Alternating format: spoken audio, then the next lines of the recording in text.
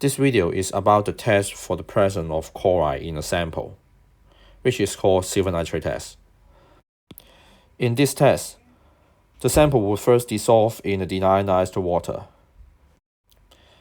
Then excess dilute nitric acid followed by silver nitrate solution is added to the solution.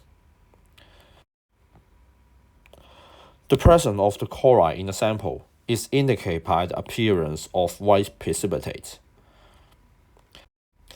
If white precipitate form, which means the sample contains chloride ion. If there is no white precipitate, which means the sample does not contain any chloride ion. This test is based for the formation of silver chloride. Silver ion in silver nitrate solution and the chloride ion in the sample would react to form silver chloride,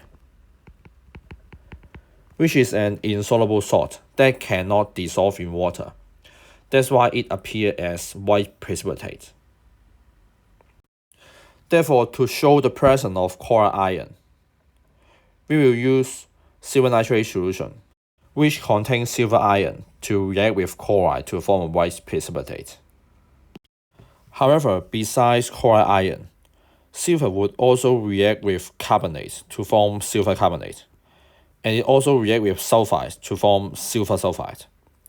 And both of them are also white precipitate. To eliminate the possibility of silver carbonate and silver sulfide, we should add excess dilute nitric acid to react with both silver carbonate and silver sulfide, so that the only possibility of the white precipitate is silver chloride.